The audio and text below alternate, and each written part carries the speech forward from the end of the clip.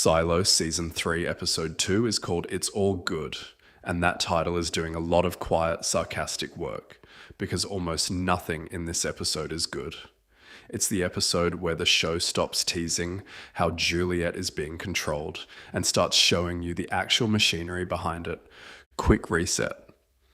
Juliette survived her forced cleaning and came back to Silo 18 with the last 3 months of her memory missing. Camille installed her as mayor and has been running a cover story about a refuge hut where Juliette supposedly recovered. Behind that story, Camille has been keeping her sedated with memory-suppressing medication, acting on orders from the algorithm. That's where episode 1 left things, and episode 2 is where the lie gets a body, and where Juliette makes her first real move against it. The episode opens with Juliette burning a covert message she'd been sent, the kind of small act that tells you she already suspects she's being watched. Camille checks in on her almost immediately, and while Juliette plays dumb, Camille isn't buying it. She takes the concern straight to the algorithm, and that conversation drops the episode's biggest structural reveal. 6 different silos have gone through full memory resets over the centuries, including Silo 18 itself, roughly 140 years ago. The system has run this exact playbook before. Juliette isn't the first outlier, she's just the most recent one, and the response is procedural, not personal. Her medication gets doubled, security tightens around her, and Deputy Jerry gets assigned to stay close enough that he's basically furniture in her office now. Then Juliette makes her move.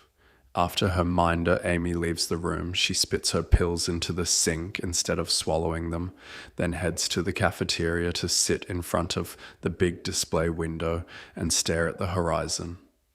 Sitting there, she remembers a conversation with Lucas from season 1, where she pointed out that one of the visible star patterns looked like the letter W. It's a small detail, but it's proof the medication has been the thing standing between her and her own memory the whole time. The moment she stops taking it, pieces start coming back. The problem is she isn't careful enough about the evidence. Amy comes back, finds Juliette missing from her room, and checks the sink, where she spots the undissolved pills. By the end of the episode, Camille is back in front of the algorithm, reporting that Juliette still doesn't remember anything meaningful and that her recent wandering isn't a real concern. Camille believes her own cover story is holding. The audience already knows it isn't. While Juliette's story tightens in the present, the before-time storyline takes its own dark turn. Congressman Daniel Keene has been trying to get answers about what happened to his sister Charlotte, a naval aviator whose squadron flew into an unexplained, unnatural cloud formation. Episode 2 confirms she was the sole survivor of that crash, and it confirms something worse. Charlotte isn't recovering from a straightforward brain injury. She's undergone deliberate experimental memory suppression under Doctor Crnkovich, who tells Daniel he can rebuild his sister's memory selectively, using physical objects from her life to speed the process along, while quietly leaving out whatever might be painful. Daniel doesn't push back on any of it. Meanwhile, a reporter named Helen Drew, someone Daniel knows from a previous meeting, comes looking for him and is openly suspicious of Crnkovich, pointing out that his clinical trials were run on prisoners of war and first-year recruits, people with no real ability to say no. Anna Thurman, the senator's daughter who's close to Daniel, tries to discredit Helen on the spot, claiming she's fallen from a real paper to a disreputable outlet.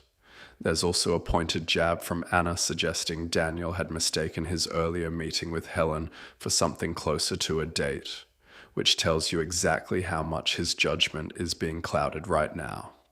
Undeterred, Helen goes around both of them, shows up at the facility pretending to be sent by Daniel's office, and gets Charlotte alone in the garden. There, she tells Charlotte the truth. She's a reporter, and they've met before, back when Charlotte first confided that something about the Iran mission was bothering her. That's the flashback timeline's real cliffhanger.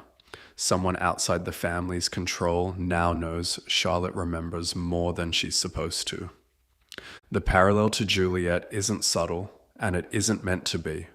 Centuries apart, two different institutions reach for the same tool when they need to control what a person remembers. The show is quietly arguing that the philosophy behind the silos didn't start with the silos, it started earlier, with people deciding that erasing what someone saw was cleaner than dealing with the truth of it. Put the two reveals next to each other, and the episode's real subject comes into focus. This was never really about pills. It's about who gets to decide what a person is allowed to remember, and what happens to a system that keeps choosing erasure over honesty. The algorithm's data point about 6 silos completing full resets over 140 years isn't just a plot detail. It's a body count of quiet, bloodless coups. No riots, no violence. Just a syringe and a story about a refuge hut. Doctor Crnkovich is running the same operation on a smaller scale, one memory at a time, with Daniel's blessing instead of a governing body's. Juliette is the first outlier in a while who's clever enough, and stubborn enough, to work around it. Spitting out a pill is a small act of rebellion, but it's the first one the show has shown succeeding, even briefly. Her problem now isn't whether the medication works, it's Amy finding that sync. Meanwhile, in the past timeline, Helen just became the first person outside Crnkovich's control to know Charlotte's memory is coming back too. Both timelines end this episode with the same quiet threat hanging over them. The people running the erasure just found out it isn't working. It's All Good spends its runtime proving that title wrong twice over. Once in Silo and 18, and once in a past neither timeline has fully explained yet. Juliette got a piece of her memory back. Charlotte got a reporter who won't let hers go quiet. The systems built to keep both of them compliant just lost their grip at the exact same moment, and neither Camille nor Crnkovich know it yet.